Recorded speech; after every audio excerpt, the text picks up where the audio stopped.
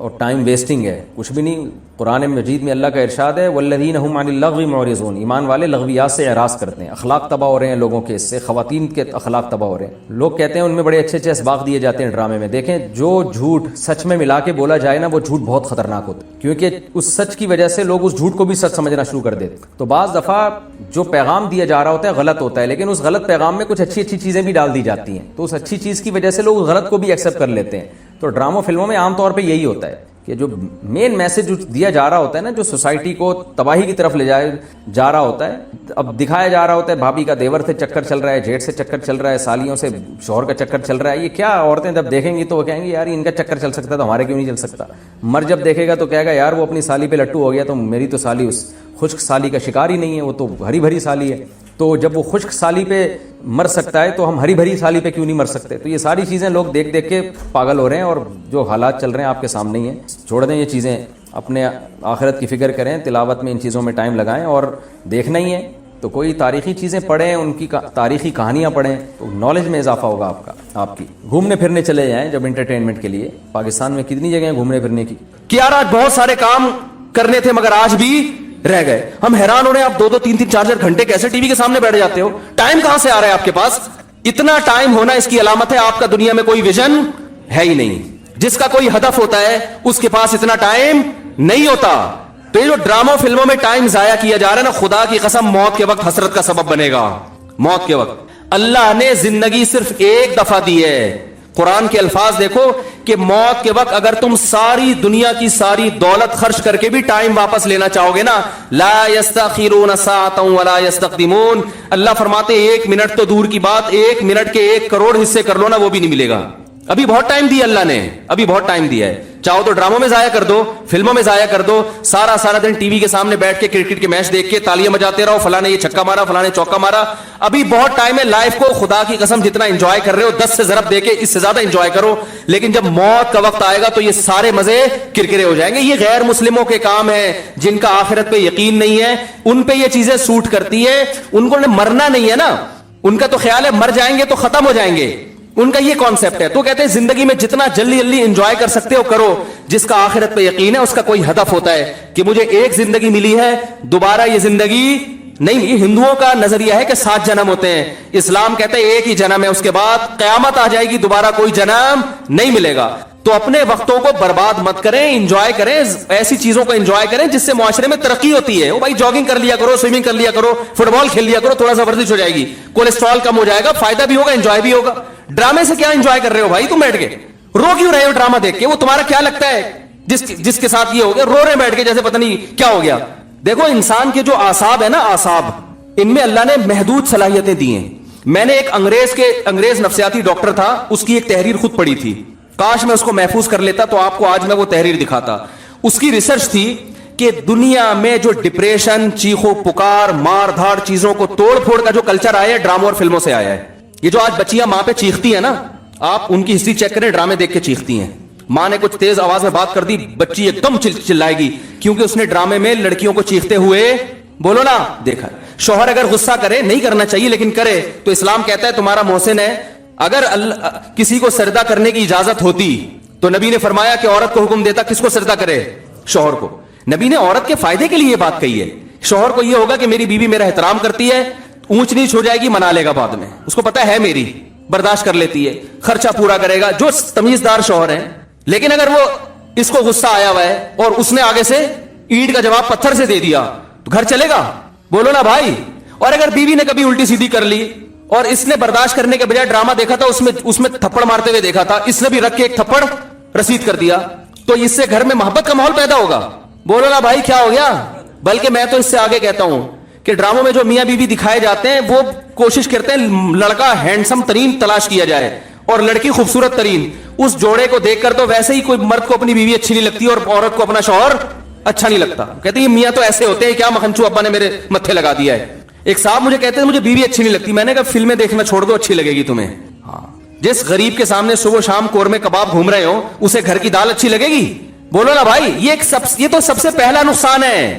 تو یہی ان لوگوں کے کام ہے جن کا آخرت پہ یقین नहीं है। इनसे हमारा घर तबाह। ड्रामे वालों का विजन ये नहीं होता कि घरों के माहौल को अच्छा करना है। ड्रामे का विजन ये होता है कि पैसा कमाना है। हर वो चीज जो मार्केट में चलेगी उससे पैसा आएगा। तो मार्केट में नेगेटिव चीजें ज्यादा चलती हैं।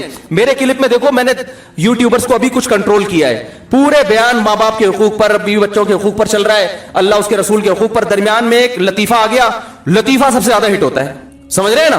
तो लोगों को तो एंटरटेनमेंट चाहिए, वो मुस्बत चीजें कम चलती हैं। तो अगर देखो, एक तैयब उर्दुगान है ना, तुर्की का सदर, मैं ड्रामों को जायज नहीं कहता, लेकिन उसने भी ड्रामे बनाए। मैं नहीं कहता कि वो देखना जायज है, लेकिन फिर भी एक विजन तो रखा ना उसने जहन में कि खिलाफत उस्मानिया का सही तस्वुर दिखाना है, फैमिली सिस्टम को जोड़ना है। अभी तैयब उर्दुगान की एक स्पीच हमने सुनी, उसने कहा कि अपनी कौम को तरगीब दे रहे कम उम्री में शादियां करो। क्या तरगीब दे रहे अपनी कौम को? कम उम्री में शादियां करो। हमने अपनी नस्ल को बढ़ाना है कि तुर्की को अफरादी कुव्वत चाहिए। जब नस्ल बढ़ेगी तो हमें फौज में जवान ज्यादा मिलेंगे, हमें साइंसदान ज्यादा मिलेंगे, हमें ताजिर ज्यादा मिलेंगे, तुर्की मजबूत होगा। एक विजन होगा तो वो ऐसी तकरीर करेगा। विजन नहीं है तो आपका मकसद सिर्फ दौलत, पैसे कमाना, मगरबी ताकतों को खुश करना, तो वो पैसे तो इन ड्रामों ने बहुत कमाए। लोग कह रहे हैं बड़ा करोड़ों अरबों रुपए का बिजनेस कर लिया ड्रामे ने। मैं कहता हूं भाई, बिजनेस अरबों रुपए का कर लिया मगर कल्चर का बेड़ा गर्क कर दिया। तो बिजनेस तो मेरे भाई चर्स बेचने वाला जितना अच्छा करता है ना, हीरोइन बेचने वाला, चर्स का बिजनेस ज्यादा अच्छा है या हीरोइन का? बताओ। अबे ये गुटके वाले तो बेचारे, इनका कोई बिजनेस है जो गुटके की दुकान खोल के बैठे हुए हैं? ये तो खुद दूसरे से गुटके उधार मांग के खा रहे होते हैं। चर्च करोगे तो ज्यादा पैसा, और अगर हीरोइन पे आ गए अरबपति बन जाओगे। वो दो नंबर कह रहा है, हल्दी को जब हम पीसते हैं उसमें कलर बोलो मिलाते हैं। मैं नहीं कह रहा सारे करते होंगे, हो सकता है कुछ लोग ना करते हो। आपको हल्दी चाहिए, हल्दी की वो लेकर आओ, उसको खुद कूट लो, थोड़ा सा कमर में दर्द होगा फिर ठीक हो जाएगी, ठीक है। काली मिर्च का पाउडर भी मैंने इस्तेमाल करना छोड़ दिया है। कुछ भरोसा नहीं है भाई मुल्क में क्या हो रहा है। एक दफा मैं जूड़िया बाजार गया तो बहुत दफा हूं, लेकिन एक दफा मैंने ये मंजर देखा मसालों के मार्केट में। मैं जब अंदर घुसा हूं ना, इतने बड़े बड़े चूहे, इतने बड़े बड़े, वो सब चीजें खा खा के ना इतने मुस्टंडे हो गए थे। मैं व्लॉग बना सकता था, लेकिन मैंने कहा किसी का कारोबार का बेड़ा गर्क होगा। आप कह सकते हो लोगों का जो बेड़ा गर्क हो रहा है, तो एक बंदा कर रहा हो ना, वहां तो माशाल्लाह हर दूसरा तीसरा की दुकान का यही हाल। डिस्प्ले बड़ा खूबसूरत, बादाम, पिस्ते, डिस्प्ले पे आप जाएंगे ना, साफ सुथरे बादाम, साफ सुथरे पिस्ते, ऐसा खूबसूरत। पीछे गोदाम जहां से ये आ रहा है, मैं घुसा हूं उस गोदाम में, जो मंजर मैंने वहां देखा है ना, उफ, पीछे जो गोदाम की हालत थी। उसने कहा भाई यही सिस्टम क्या चल रहा है? यही सिस्टम चल रहा है। पीछे गोदाम, डिस्प्ले पे तो बड़ा साफ सुथरा होता है। एक आदमी ने बताया, मैं बहुत बड़े होटल में गया, इतना साफ सुथरा हाइजेनिक खाना उनका, जबरदस्त। कह रहे मैं एक दिन किचन में गया हूं ना, प्याज पे जो कट रहे थे लोग, पांव रख रख के चल रहे थे उस प्याज पे, मुलाजमीन। समझ में आ रही है कि नहीं आ रही? प्याज का ढेर लगा हुआ ना, तो जगह नहीं मिल रही, उसी पे से चल के चला। अंदर कुछ और होता है। बाहर मुल्कों में तो बड़ा ख्याल किया जाता है। सऊदी अरब में किचन में कैमरे लगे होते हैं, महकमा खुराक वाले 24 घंटे बंदे बिठाए हुए, देखते रहोगे। हमारे यहाँ ऐसा कोई सिस्टम है? बोलो, कहीं कोई कैमरा देखा आपने? हमें तो सामने जो नजर आ रहा है, मसालों में क्या डल रहा है कुछ पता नहीं है। मैंने एक दफा बयान में कह दिया था कि हमारे मसाले बैरून मुल्क पाबंदी है उन पे। किसी ने कहा लो, फिर कंपनियों के नाम लिए कि देखो ये मसाला भी सऊदी अरब में मिलता है, ये मसाला भी सऊदी अरब में मिलता है। भाई देखो, जब कोई बंदा बात करता है ना, उससे उसका मतलब पूछा जाए, फौरन इतराज ना किया जाए। तो मैंने उनको, मसाले मिलते हैं इन्हीं कंपनियों के, लेकिन उसका फॉर्मूला चेंज होता है। यहां पर जो बिरयानी मसाला है और है, सऊदी अरब में उसी कंपनी का बिरयानी मसाला बोलो अलग हो। यहां पर जो बिरयानी, जो निहारी मसाला मिलेगा जिस कंपनी का, वो अलग है। यही जब जाएगा अमेरिका में तो चेंज, वो ये गन एफोर्ड नहीं कर सकते। तो ये शरीयत का हुक्म है, तो छोड़ दो अपने आप को, इन फजूल चीजों से बचाओ अपने आप को, ताकि एक अच्छी इंसान जिंदगी गुजारे। अल्लाह रसूल भी खुश होंगे इससे, मेरा ख्याल है। क्या ख्याल है? और बेदीनदार लोगों पे तो ये बहुत ही बुरा लगता है। अल्लाह अमल की तौफीक। बाद उलमा कहते हैं फी सबीलिल्लाह से मुराद सिर्फ क़िताल फी सबीलिल्लाह है, इससे कुछ और मुराद लेना तहरीफ कुरान के ज़ुमरे में आता है। ये बात गलत है। ये जरूर है कि जहां कुरान में फी सबीलिल्लाह जिहाद के माना में आया है, तो वहां तो जिहाद ही के माना में है, लेकिन कुरान और सुन्नत में खुद फी सबीलिल्लाह दूसरे मानी में भी इस्तेमाल हुआ है। हदीस में आता है जो हज पे निकलता है वो भी फी सबीलिल्लाह, जो मस्जिद में नमाज के लिए आता है वो भी फी सबीलिल्लाह। तो कोई भी दीन के काम में निकला है वो फी सबीलिल्लाह ही कहलाएगा। गड़बड़ यहां होती है कि जिहाद में जो फजाइल हैं, बाज मौके पे जिहाद को फी सबीलिल्लाह कहा गया है, تو جو جہاد کے فضائل ہیں وہ آپ کسی اور جگہ پہ فٹ نہ کریں فی سبیل اللہ کہہ کے اس کو. تو فی سبیل اللہ تو سارے کام ہیں, لیکن جہاد فی سبیل اللہ کے جو اسپیسیفک الگ سے فضائل ہیں وہ کسی اور جگہ فٹ کرنا جائز نہیں ہے, یہ غلط ہو جائے گا. مفتی سے میں نے شیعہ سنی کی بات نہیں کیا, اور مجھ سے اگر کوئی شخص ابے حیا کے خلاف مسئلے نہ پوچھا کرو. ایک مسئلہ پوچھا تھوڑا حیا کے خلاف ہے, چھپڑ میں پوچھ لو, اتنے کھلے ڈلے مسئلے نہیں ایسے پوچھا کرو بھائی. اور ہر ایک کے ہے بھی نہیں نا, بعض مسئلے حیا کے خلاف ہوتے ہیں لیکن ضرورت ان کو سب کو ان کی ضرورت ہوتی ہے, وہ پھر میں اناؤنس کر دیتا ہوں. لیکن بعض مسئلے کو انفرادی نوعیت کے ہوتے ہیں, حیا کے خلاف بھی ہے, تو کیا ضرورت ہے ان کو اناؤنس کرنے. دوسرا مجھے لیمو روزانہ اپنے خرچے پر پیوں یا دوسروں کے, باقی کہہ رہے ہیں ہڈیاں کمزور ہو جاتی ہیں اور پینے سے, کیا لکھا ہے, پرسنل ایکسپیرینس رہا ہے, ہڈیاں کمزور ہو جاتی ہیں. وائٹامن سی سے ہڈیاں کمزور کیوں ہوں گی میرے بھائی؟ کچھ لوگ یہ کرتے ہیں جب یہ لیمن کا پانی پیتے ہیں نا تو یہ دانتوں میں لگتا ہے, اس کا ایسڈ یہ دانتوں کو خراب کر دیتا ہے. میرے دانتوں کو نہیں کرتا, میں تو ایسے ہی پیتا ہوں, لیکن دانتوں کو خراب دانت خراب ہونا شروع ہوتے ہیں تو وہ سمجھتے ہیں ہڈیاں کمزور ہو رہی ہیں. تو اس کا طریقہ اسٹرا سے پیا کریں, پھر وہ سمجھ رہے ہو, کیونکہ لیمن ہے تو ایسڈ نا جب دانتوں سے لگ کے جاتا ہے نا تو یہ اس کی تہ کو خراب کرتا ہے. تو ایسے لوگوں کے لیے پھر یہ ہے کہ وہ اسٹرا سے پیا کریں. دوسری بات, لیمن گرم پانی میں ڈال کے کچھ لوگ نہار منہ پیتے ہیں, یہ بالکل غلط ہے. وہ کہ اس کے کچھ فائدے ہیں لیکن پیٹ کی ایسی کی تیسی ہو جاتی ہے, کیونکہ لیمن ایسڈ ہے. جب آپ خالی پیٹ پیتے ہیں تو وہ معدے کی دیواروں کو متاثر کرتا ہے, اس میں گڑبڑ کرتا ہے. یہ مشاہدے پر مبنی ایک حقیقت ہے. بالکل جب خالی پیٹ ہو تو میرا خیال ہے اجتناب کریں, باقی قبلہ حکیم سے پوچھیں کیا کرنا ہے آپ لوگ, لیکن کوئی اس سے نقصان نہیں ہوتا. ہاں ایسڈ جو بھی آپ کھائیں گے تھوڑا بہت کیلشیم کو وہ ہو سکتا ہے نقصان کرے, لیکن ہم کیلشیم کی دوسری چیزیں اتنی کھا رہے ہوتے ہیں کہ وہ نقصان کی تلافی ہو جاتی ہے اس سے, سمجھتے ہو. اب ایک آدمی لیمن ہی پہ سیٹ ہو جائے وہ تو ہڈیاں ختم ہو جائیں گی اس کی, لیکن لیمن کے ساتھ ساتھ پھر وہ دیسی گھی کھا رہا ہے یا روٹی سالن گوشت جو بھی انڈے منڈے بھی تو کھا رہا ہوگا نا, تو اس سے پھر یہ ہوگا کہ لیمن کے بھی فائدے ہوں گے اور کیلشیم بھی آئے گا. خالی لیمن ہی پہ سیٹ ہو گیا تو پھر تو غلط ہے. لیمن خالی پی لیا کرو, بہت فائدے مند چیز ہے, ان باتوں میں مت پڑو. روزانہ ایک گلاس پینے میں کوئی حرج نہیں ہو, بہت فائدہ ہے اس کے فائدے اس کے نقصانات سے زیادہ ہے. نہیں کھانا تو جاؤ جو مرضی کرنا کرو. مفتی صاحب دعا کیجیے میرے بیٹوں کی شادی ہو جائے, خاندان میں 2-3 سال سے اتنا ہلکا ہلکا لکھتا ہوں, چشمہ لگانا پڑتا ہے, شرم آتی ہے, برا لگتا ہے, اچھا نہیں لگتا ہے, شو خراب ہوتی ہے چشمہ لگتا ہے. چشمہ بھی دیکھو بوڑھوں والا رکھا ہوا ہے, مجبوری ہے, یہاں تک بقدر ضرورت لگاتا ہوں. وہ نظام دعا کہ میرے بیٹوں کی شادی ہو جائے, نہیں خاندان میں 2-3 سال سے کوشش ہے, مگر کوشش میں جب لڑکی والوں کو پتہ چلتا ہے کہ آپ سے اصلاحی تعلق ہے تو ان کی شادی نہیں ہوتی. دوسری شادی کے میرے سے اصلاحی تعلق ہے اس لیے شادی نہیں ہو رہی, تو میری تو ایک بھی نہیں ہونی چاہیے تھی. پھر جو لوگوں کو خود موٹیویٹ کر رہا ہے اس کی 4 کیسے ہو گئی؟ آپ کہہ سکتے ہو آپ مشہور ہو اور آپ کے پاس پیسہ ویسا ہے وغیرہ وغیرہ, تو اب مشہور ہوا نا. 2011-12 میں میری تیسری شادی ہوئی تھی, اس وقت تو بہت زیادہ مشہور بھی نہیں تھا, تو اس لیے کچھ قسم کے لوگ شادی نہیں کریں گے, کچھ قسم کے شادی کر دیں گے. تو تلاش کرتے رہو رشتے, ایک نہ ایک دن ہو جائے گا. کمارا کوئی نہیں مرتا, یہ ذہن میں رکھو. کمارا جو مر رہا ہے وہ اپنی حماقت سے کمارا رہنے کی وجہ سے مرتا ہے. اللہ تعالیٰ یہ بیسک ضرورتیں انسان کی پوری کرتے ہیں. حدیث میں آتا ہے 3 لوگوں کی اللہ نے مدد کا وعدہ کیا ہے, اس میں ایک وہ شخص ہے جو نکاح کرنا چاہتا ہو, تو اگر وہ سیریس ہے نا اس میں اللہ اس کا انتظام کرے گا. میں نے ایسے لوگوں کی شادی ہوتے دیکھی ہے جن کی کوئی امکان ہی نہیں تھا, سرے سے مایوس ہو کے میرے پاس آئے تھے. میں نے کہا یار آپ کوشش, کاروبار کی بھی کوشش کرو, رشتے بھی تلاش کرتے رہو, اللہ نے چاہا ہو جائے گی. آج ہو بھی گئی, ان کی اولاد بھی ہے. یہ ایسا کام ہے اللہ کی مدد کے بغیر ہوتا نہیں ہے. مودیزا میرے ابو اور میرے سوسر شادی نہیں کروا رہے, میرا نکاح ہو گیا ہے پر رخصتی نہیں کر رہے, اور شادی کا پورا خرچہ میں اٹھا رہا ہوں, کچھ بتا دیں کیا کروں. رخصتی نہیں کر رہے تو آپ نے کوئی ایگریمنٹ کیا تھا نکاح سے پہلے کہ اتنے عرصے کے بعد رخصتی ہوگی. اگر ایگریمنٹ کیا تھا تو پھر آپ کو اس ایگریمنٹ کی پابندی کرنی پڑے گی. شروع میں ایگریمنٹ کر لیتے ہیں کہ 2 سال تک, پھر ایک دم ان کو دماغ کے جو ہے نا وہ جنون چڑھتا ہے. تو بھائی جب آپ نے کیا تھا معاہدہ تو پھر اس کی پابندی کرو. اور اگر ایسا معاہدہ نہیں تھا, جلدی رخصتی طے ہوئی تھی, پھر اگر دیر کر رہے ہیں تو ظلم کر رہے ہیں, پھر گھوڑے پہ بھگا کے لے جاؤ, یہی کہہ سکتا ہوں. ڈاکٹر اسرار صاحب کہتے ہیں کہ جب تک دین مغلوب ہے اس وقت تک کوئی کاروبار جائیداد بنانا دنیا میں رہنا حرام ہے.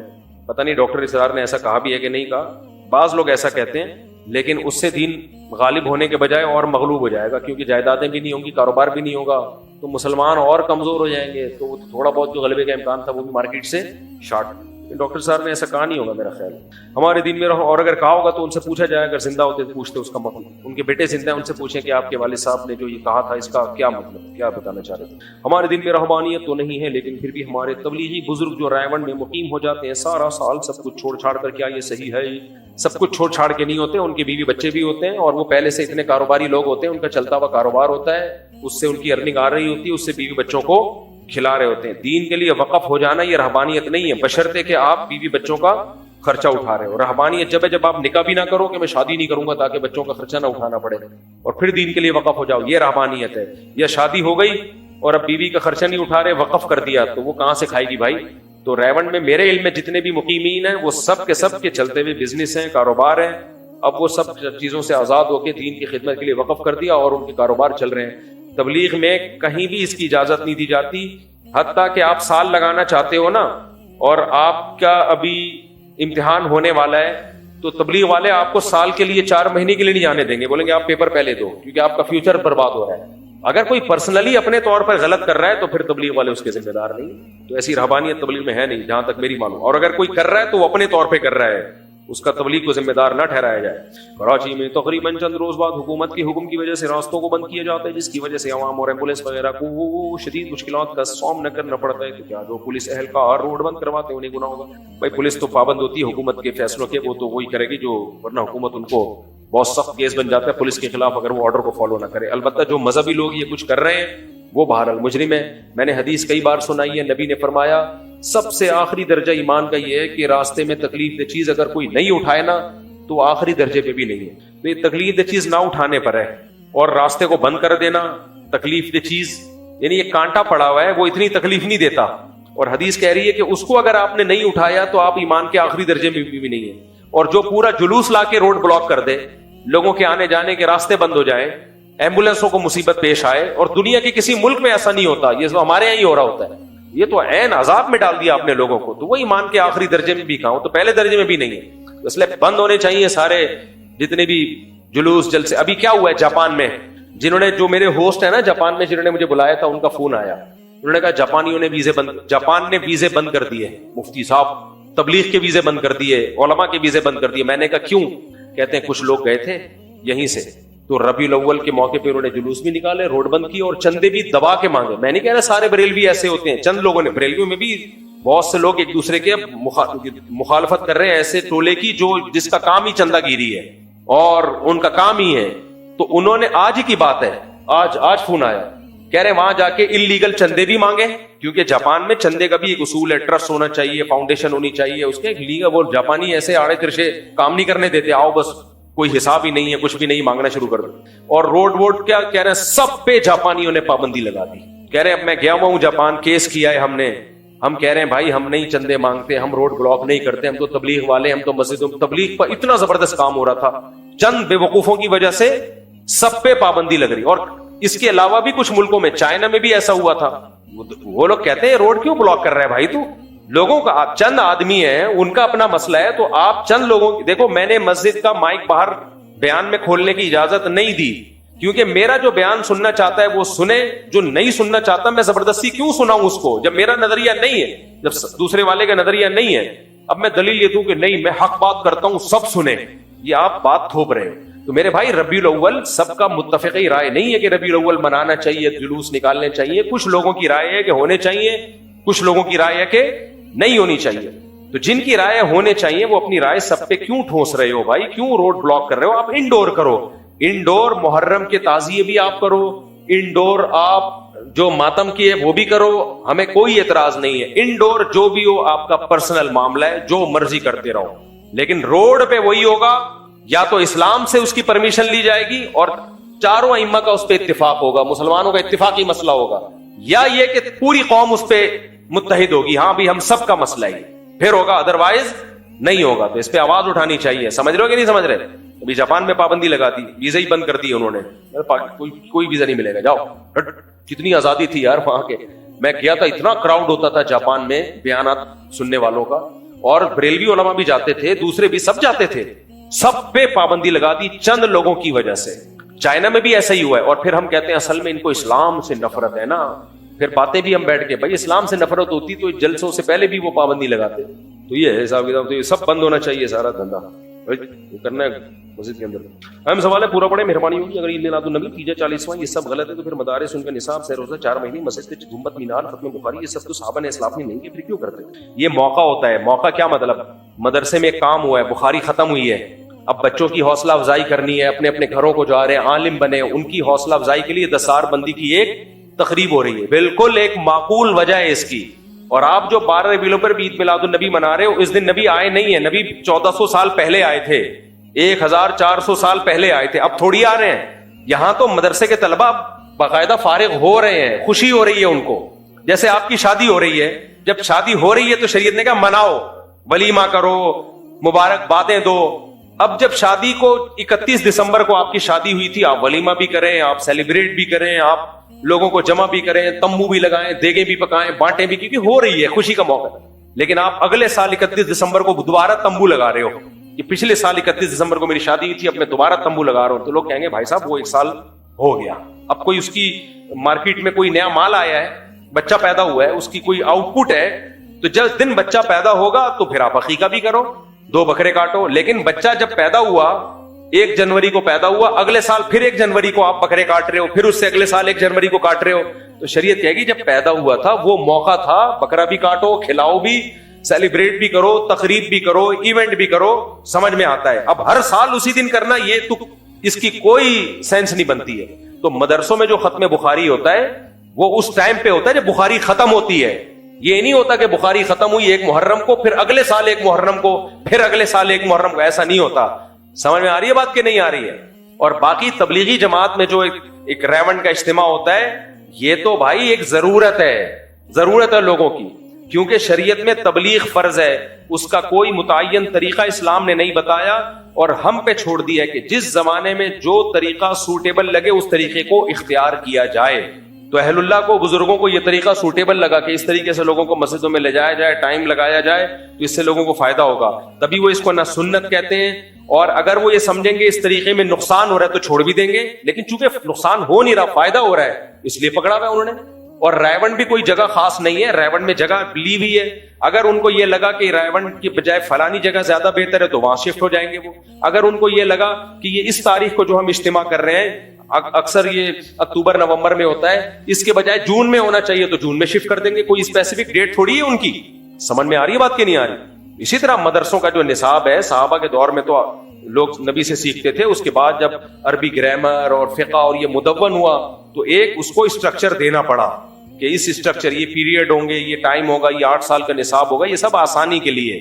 آپ کے پاس تو یہ جو آپ ربیع الاول میں کر رہے ہو اس کی کوئی دلیل نہیں ہے اس کے جائز ہونے کی. تو اس کو بخاری کے ختم بخاری, اور یہ جو مسجدوں کے گنبد ہیں کہتے ہیں یہ بھی بدعت ہیں. یہ تو تابعین کے دور سے چلے آ رہے ہیں, تابعین کے دور سے ایک شعار بن چکا ہے اسلامی کہ گنبد دیکھ کے پتہ چل جاتا ہے کہ یہ کیا ہے, مسجد ہے. کوئی نہ بنائے گنبد تو کوئی حرج نہیں ہے, بنا لے تو بھی ٹھیک ہے, نہ بنائے تو بھی ٹھیک ہے. اس سے ربیع الاول سے کیا تعلق ہے بھائی ہر ایک کے گھر بنانے کا ایک طریقہ ہوتا ہے. ڈیفنس میں الگ اسٹائل ہے, اورنگی ٹاؤن میں الگ اسٹائل ہے, امریکہ میں الگ اسٹائل ہے. تو اسی طرح مسجدوں کو بھی ایک الگ رواج ہے کہ بھائی مینار ہوگا, اس سے پتہ چل جائے گا کہ یہ کیا ہے, مسجد ہے. پہلے یہ مینار بنا کرتے تھے مؤذن کے لیے, اوپر چڑھ کے اذان دیا کریں گے تاکہ سب جگہ آواز جائے گی. اب وہ ایک علامتی طور پہ باقی رہ گیا ہے, اذان اقامت جو اسپیکر پہ ہوتی ہے. تبھی علماء کہتے ہیں مینار ہو تو بھی ٹھیک ہے, مینار نہ ہو تو بھی ٹھیک ہے. اس کا ربیع الاول کے جلسوں سے کیا تعلق ہے؟ تو یہ ایسے ہی ہے, کوئی اس کی حقیقت نہیں ہے. اگر یہ بدعت نہیں ہے تو پھر بدعت ہے کیا؟ ہمارا یہ سوال ہے. بدعتی سے نا الزامی جواب پوچھا کریں, اس سے کہیں پھر یہ جو حدیث میں آتا ہے جو ہمارے دین میں کوئی نئی چیز ایجاد کرے وہ بدعت ہے, تو اس سے کیا مراد ہے؟ کیا اس سے یہ مراد ہے چرس پینا, ہیروئن پینا؟ وہ دین میں ایجاد تھوڑی ہے, وہ تو ویسے ہی حرام ہے نا. دین میں ایجاد کا مطلب دین نے ذمہ داری نہیں لی اور آپ نے اس کو ایجاد کر کے کس کے کھاتے میں ڈال دیا؟ اسلام کے کھاتے میں ڈال دیا. یہ ہے بدعت. دیکھو غالباً عبداللہ بن مسعود تھے یا حضرت عباس تھے یا عبداللہ بن عباس, 3 صحابی میں سے ایک تھے. مجھے کیونکہ 20 سال ہو گئے یہ واقعہ پڑے ہوئے تو مجھے ہو سکتا ہے صحابی کا نام لینے میں غلطی ہو رہی ہے. انہوں نے مسجد میں لوگوں کو ذکر کرتے ہوئے دیکھا, اجتماعی نابینا ہو گئے تھے آخری عمر میں. حضرت عباس رضی اللہ تعالیٰ عنہ تھے یا عبداللہ بن عباس, دونوں میں سے کوئی ہے. غالباً عبداللہ بن عباس تھے, میں صحیح پہنچا ہوں کیونکہ آخری عمر میں وہ نابینا ہوئے تھے, اور حضرت عباس تو عمر میں بھی زیادہ تھے. عبداللہ بن عباس نے دیکھا ہے نا آخری زمانہ, تو عبداللہ ابن عباس نے جب دیکھا نا اجتماعی حلقے لگا کے لوگ ذکر کر رہے ہیں غالباً روایت میں آتا ہے آپ نے کہا کہ پتھر مار کے ان کو باہر نکالو. کیوں؟ نبی صلی اللہ علیہ وسلم کے دور میں اس طرح نہیں ہوتا تھا. اس لیے علماء نے لکھا ہے ذکر کے لیے تداعی کا مطلب لوگوں کو جمع کر کر کے اجتماعی ہیئت پہ ذکر کرنا یہ جائز نہیں ہے. ایک ہوتا ہے لوگ بیٹھے ہوئے ہیں ان کو ذکر پہ لگا دینا, یہ اتفاقی اجتماع ہے, یہ جائز ہے. جیسے آپ لوگ آئے ہوئے ہو, اب مجھے لگا کہ یار ان کو یہ بیان اتنا عرصے سے سن رہے ہیں, ذکر کرنے کی کم وقتوں کہنے والا تھا لیکن مناسب نہیں ہے, ان کو ذکر کرنے کی عادت نہیں ہے, صرف شادیاں سنتے رہتے ہیں, پراٹھوں کی باتیں سنتے رہتے ہیں, پیزے برگر کولڈ ڈرنک سنتے رہتے ہیں, چھوڑیں گے پھر بھی نہیں, تو ان کو کچھ اللہ سکھاؤ. تو میں آپ سب کو لگا دوں بھائی چلو 100 دفعہ لا الہ الا اللہ پڑھو. یہ اجتماعی ذکر نہیں کہلائے گا, اس لیے کہ اجتماع تو آلریڈی ہوا ہے. ان سب کو ہم نے تعلیم کے لیے ذکر پہ لگا دیا. ایک یہ ہوتا ہے کہ میں بولوں آج اتوار کا بیان نہیں ہوگا, تمام احباب سے گزارش ہے آج جامع مسجد الفلاحیہ میں عشاء کی نماز کے بعد اجتماعی ذکر کی محفل لگے گی, تمام حضرات تشریف لائیں, بہت فائدہ ہوگا. یہ بدعت ہے, کیونکہ اجتماعی عبادت جو شریعت نے بتائی ہے وہی کر سکتے ہو. فجر کی 2 سنتیں انفرادی ہیں, اجتماعی پڑھ سکتے ہو نہیں, پڑھو گے تو کیا بن جائے گی؟ بدعت. کیونکہ 2 فرض اجتماعی ہوں گے, 2 سنت نہیں. ظہر کی 4 سنت انفرادی, فرض کیا ہے؟ اجتماعی. تو عبادت میں اپنی طرف سے آپ اجتماع ایڈ نہیں کر سکتے. تہجد کے لیے اجتماع بھی جائز نہیں ہے. میں الفلاحیہ مسجد میں رات کو 4 بجے تہجد ہوگی, تمام محلہ اور جتنے بھی لوگ ہیں ان سے گزارش ہے تشریف لے آئیں, سارے محلے والے آ رہے ہیں. بھائی بدعت ہے. صرف رمضان میں تراویح کے لیے اجتماع ہو سکتا ہے, اس کے علاوہ اجتماع نہیں ہو سکتا. ہاں اتفاقی اجتماع ہو جائے, میں تہجد پڑھ رہا ہوں, آپ آئے, آپ نے کہا چلو میں بھی نیت باندھ لوں, یہ ٹھیک ہے. صحابہ میں ایسا ہی ہوتا تھا, نبی صلی اللہ علیہ وسلم تہجد پڑھ رہے ہوتے تھے, صحابہ بھی آپ کے پیچھے آ کے نیت باندھ لیتے تھے. تداعی سمجھتے ہو لوگوں کو جمع کر کے بلانا. تو عبداللہ بن عباس نے کیا دیکھا, اجتماعی ذکر کی محفل ہے, اتنا غضبناک ہوئے.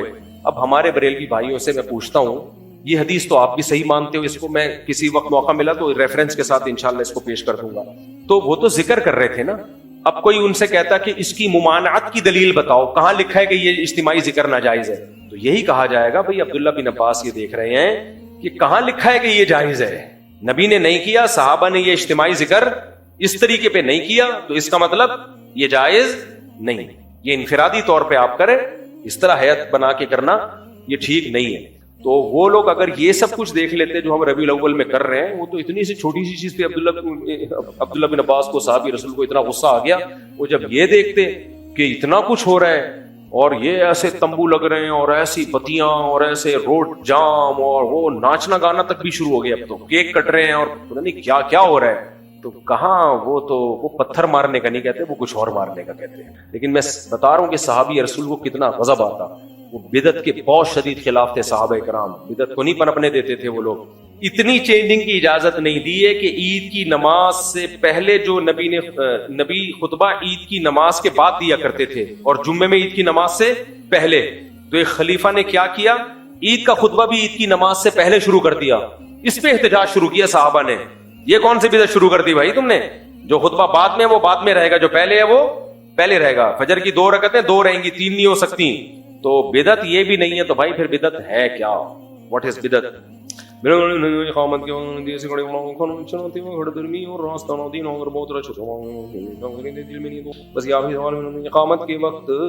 سے کھڑے ہونا بعض لوگ کرتے ہیں, اس پہ مجھے پوری تحقیق نہیں ہے.